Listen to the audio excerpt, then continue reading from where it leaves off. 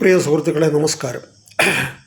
നമ്മുടെ നാട്ടിലൊക്കെ സാധാരണ നമ്മൾ കാണുന്ന ഒരു കാര്യമാണ്. നമ്മുടെ നാട്ടിലിപ്പം പട്ടിണിയൊക്കെ ഉണ്ട്. പട്ടിണിക്കാരുടെ അടുത്ത് സാധാരണക്കാർ ഒരുമാതിരിയൊക്കെ ഉള്ളവർ, ഒരു ആവറേജ് ആൾക്കാർ വെളിയിലൊക്കെ പോയി പൈസയൊക്കെ ഉള്ളവരാണ്. പക്ഷേ അവരുടെ വീടുകളിൽ അപ്പനെയും അമ്മയും നോക്കാൻ ആൾക്കാരില്ല. ആൾക്കാരില്ലെന്നല്ല, ചിലപ്പോൾ നോക്കാൻ പോലും ആളില്ല, ചിലപ്പോൾ തിരിഞ്ഞു നോക്കത്തില്ല ഇവിടെ ഉള്ളവർ തന്നെ. അങ്ങനെയൊക്കെ ഒരു സാഹചര്യം ഇവിടെ നിലനിൽക്കുന്നത്. അപ്പം ഇങ്ങനെയൊക്കെ ഉണ്ട്. പക്ഷേ അവരുടെ ഇച്ചിരി കുറച്ച് പൈസയുണ്ട്, പത്രാസമൊക്കെ കാണിക്കുകയും വേണം. അപ്പോഴാണ് ഈ അപ്പനും അമ്മയുമൊക്കെ ഈ നരകിച്ച് ഈ യാതനകൾ കിടന്ന് അനുഭവിച്ചവർക്ക് ബുദ്ധിമുട്ടുകളും എന്ന് പറഞ്ഞു കഴിഞ്ഞാൽ അവരെ നോക്കാൻ ആളില്ല, വീട്ടിൽ കിടന്ന് നരകിച്ച് യാതന അനുഭവിക്കുന്നിടത്തൊന്നും ഇവർ തിരിഞ്ഞു നോക്കാത്ത മക്കൾ മരിക്കാറാകുമ്പോൾ തന്നെ അവർ വരും. ചിലപ്പം മരിക്കുമെന്ന് കൺഫേം ആകുന്ന സന്ദർഭത്തിൽ എല്ലാവരും കൂടെ ഒത്തുകൂടും. എന്നിട്ട് വന്നിട്ട് അപ്പനും അമ്മയ്ക്ക് വേണ്ടിയിട്ട് കുറച്ച് PR വർക്കുകളൊക്കെ നടത്തിയിട്ട് കുറച്ച് പ്രാർത്ഥന, മറ്റേത് മറിച്ചത്, അങ്ങോട്ട് ആശുപത്രി കൊണ്ടുപോകും. ഇതൊക്കെ കഴിഞ്ഞു കൂടി മരിച്ചു കഴിഞ്ഞിട്ട് അവർക്ക് വേണ്ടിയിട്ട് പ്രാർത്ഥനകളെ, കല്ലറകളെ ഇതൊക്കെ നടത്തും.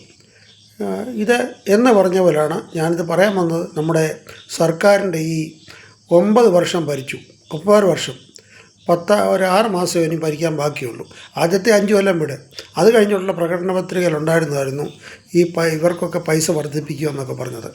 അത് 4.5 വർഷമായിട്ട് വർദ്ധിപ്പിക്കാതെ ഇപ്പം ഇത് വർദ്ധിപ്പിച്ചെന്തോ ഒരു 1600 നിന്ന് 2000 ആക്കി, എന്തോ വാർദ്ധക്യ പെൻഷന് എന്നാണ് എനിക്ക് തോന്നുന്നത്. അത് മറ്റേത് ഈ ആശാ വർക്കർമാരുടെയൊക്കെ ഒരു 100 രൂപ കൂട്ടി. 100 രൂപ എന്ന് പറഞ്ഞു കഴിഞ്ഞാൽ എനിക്ക് തോന്നുന്നത് 1000 രൂപ കൂട്ടി. 1000 രൂപ എന്ന് പറഞ്ഞാൽ ദിവസം 33 രൂപയേ ഉള്ളൂ.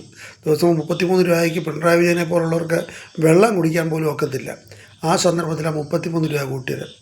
അപ്പം ഇവരൊക്കെ ഈ ലാസ്റ്റ് മൂലം ചെയ്യണ്ടേ? ഇവർ 4.5 കൊല്ലം ഭരിച്ചിട്ട് ആ പ്രകടന പത്രികയിൽ ഒപ്പിട്ടു ഭരിച്ച് ജയിച്ച് കഴിഞ്ഞ ഉടനെ നടപ്പാക്കണമായിരുന്നു. എങ്കിലൊരു ആത്മാർത്ഥത ഉണ്ടായിരുന്നു. ഇതിപ്പോൾ ഒരു ആത്മാർത്ഥതയുമില്ലാതെ ഇറങ്ങിപ്പോകാൻ നേരത്ത് ഇത് ചെയ്യണ്ട. ഇവർക്ക് തന്നെ അറിയാം അടുത്ത പ്രാവശ്യം ഞങ്ങൾ ഇത് കയറാൻ പോകുന്നില്ല. അപ്പോൾ ഞങ്ങൾ പറയുന്നത് അടുത്ത സർക്കാർ എങ്ങനെയെങ്കിലും കൊടുക്കണം. കാര്യം പോകാൻ നേരത്ത് ഖജനാവുകാരിയ മറ്റുള്ളവർക്കുള്ള ബുദ്ധിമുട്ട് അനുഭവിച്ചോട്ടെ എന്ന് കരുതിയാണ് ഇവർ ഈ പ്രഖ്യാപനം നടത്തിയത് എന്ന് പറഞ്ഞുകൊണ്ട് ഉപസംഹരിക്കുന്നു. ജയ് ഹിന്ദ്.